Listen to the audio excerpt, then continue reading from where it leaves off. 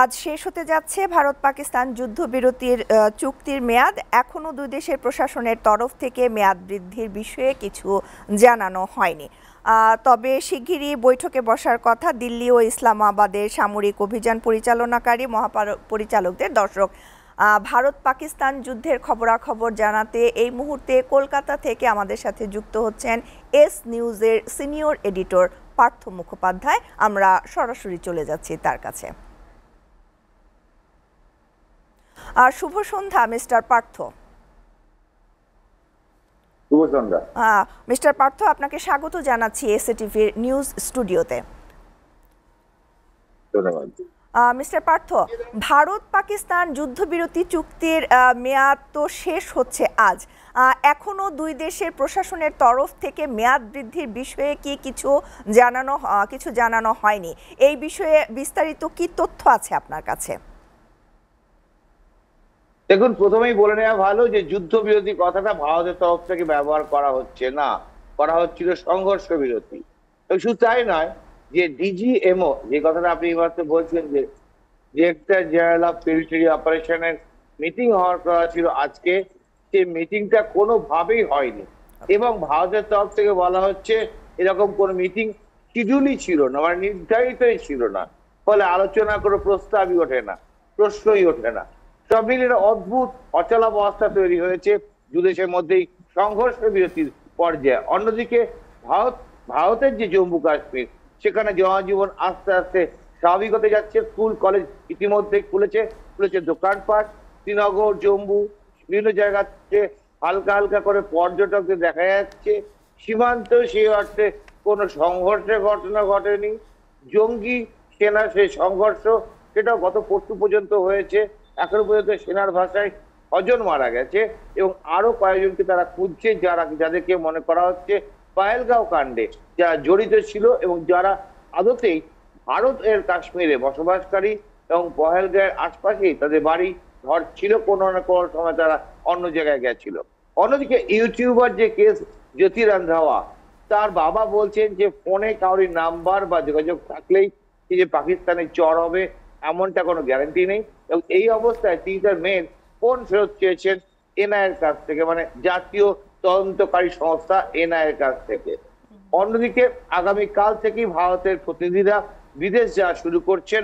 ভারত থেকে পশ্চিমবঙ্গ থেকে, মাফ করবেন, পশ্চিমবঙ্গ থেকে ইউসুফ পাঠান এবং যিনি তৃণমূল কংগ্রেসের একজন সাংসদ এবং বিখ্যাত ক্রিকেটারও বটেন, মুর্শিদাবাদের বহরমপুর থেকে যিনি জিতেছেন অধীর চৌধুরীকে হারিয়ে, এবং শ্রমিক ভট্টাচার্য বিজেপির একজন মুখপাত্র যিনি রাজ্যসভার সাংসদ, তারা যাচ্ছেন বিভিন্ন দেশে। সব মিলিয়ে ভারতের 7টি দেশে আপাতত 7টি অঞ্চলে তারা আপাতত যাচ্ছে, যার মধ্যে রয়েছে ইউরোপ, ইউরোপীয় ইউনিয়ন, আমেরিকা এবং আরব দেশগুলো।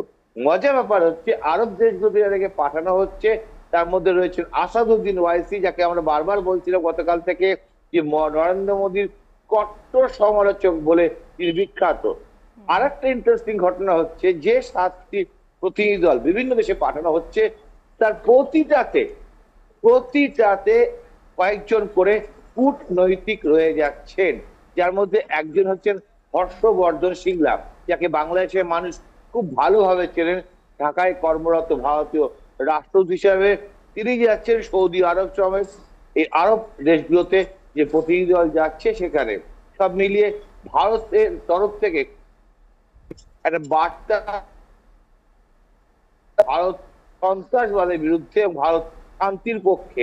কিন্তু যদি কেউ ভারতকে অশান্ত করার চেষ্টা করে বা উদ্দেশ্যমহিত নিয়ে কাজ করে, তা সেটা কখনোই মান্যতা দেওয়া হবে না।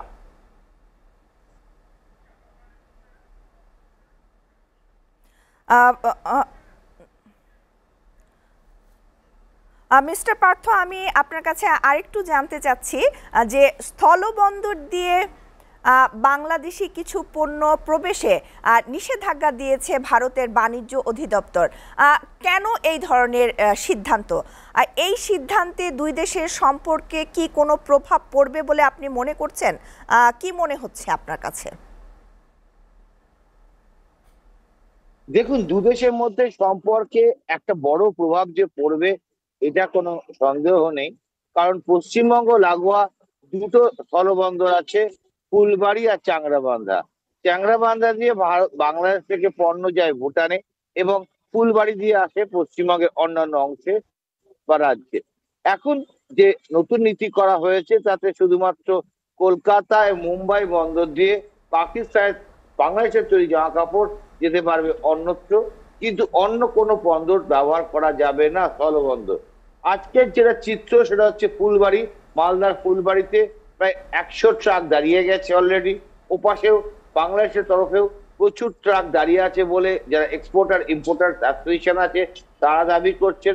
তারা বলছেন যে ভারতের তরফে সেই অর্থে কোনো আর্থিক লোকসান হবে না, কিন্তু বাংলাদেশের তরফে আমদানি বন্ধ করার সিদ্ধান্ত নেওয়াতে অনেকটাই আর্থিকভাবে সমস্যা হবে। বিশেষ করে যে জাতীয় পণ্যের কথা আপনি এইমাত্র বলছিলেন, যে খাদ্যদ্রব্য বা food drinks, cold drinks, cake, pastry, biscuit, এই যে ব্যবসাগুলো এখানে হচ্ছিল ডিস্টার্ব হবে।